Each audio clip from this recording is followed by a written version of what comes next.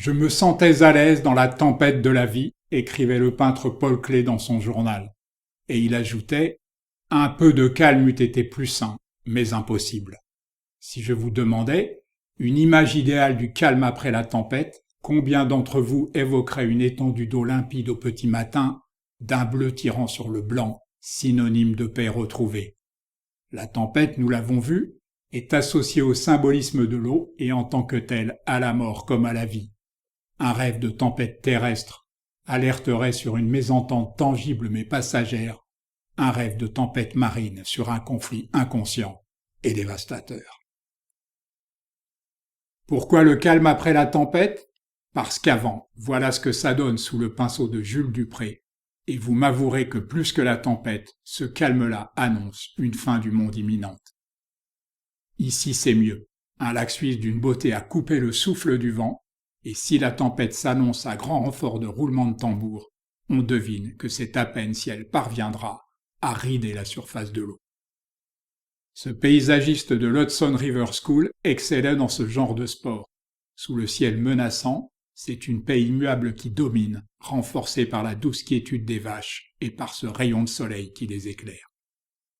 Mais le champion toute catégorie du calme après la tempête fut son ami Sanford Robinson Gifford, son petit matin vaporeux sur l'Hudson, peint à l'âge de 23 ans et d'une luminosité indépassable.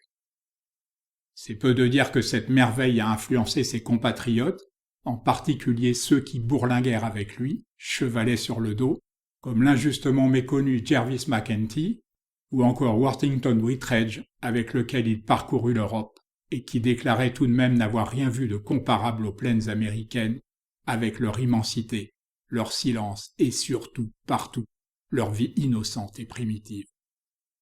John Frederick Kensett fut l'un de leurs compagnons de route, mais je consacrerai bientôt une vidéo au peintre luministe américain, et nous en finirons pour aujourd'hui avec l'Hudson River School. À la même époque au Danemark, un jeune énergumène abandonnait ses études de pharmacie pour s'aventurer en peinture. Il se fit une spécialité de la nature restée inexplorée du Jutland, au nord de son pays. À la même époque encore, mais nettement plus à l'est, un peintre russe d'origine arménienne alternait entre scènes de tempête qui ravirent Turner et mers d'huile, aussi silencieuses qu'un sourire de Tchekhov. Je ne montre pas assez de peintres espagnols. Celui-ci n'a pas grand-chose à envier à son contemporain Peter Murk-Monstead, comme on peut le vérifier avec cette toile peinte sur les bords de l'Oise. Et puisqu'on parle du loup, que diriez-vous d'un petit tour en sa compagnie?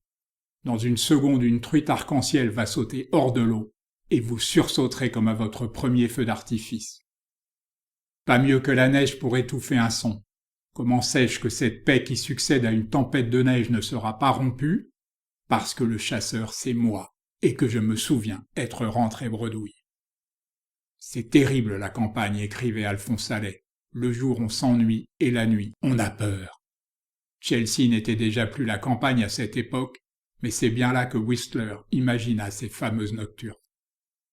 Le calme ici n'est peut-être qu'apparent, voire provisoire. Comment deviner en effet ce qui va surgir ou pas de cette brume de mer? Le peintre nous aurait-il livré là sa vision du mystérieux triangle des Bermudes? Mais le calme après la tempête peut aussi se traiter en allégorie. Cette belle de jour, où Morning Glory Bleu chante le retour au petit matin, du soleil et de la paix sous le pinceau de l'immortel créateur de la vague. Ce pourrait être encore ce chant de la forêt, presque inaudible à force de douceur, par l'oublié Alphonse Osbert, qui fut pourtant considéré en son temps comme un représentant important du symbolisme. Ce pourrait être enfin cet instant de grâce absolue, après une nuit plusieurs fois interrompue par les cauchemars de l'enfance, quand des papillons viennent se poser sur le rebord d'un bol de thé au miel et au citron.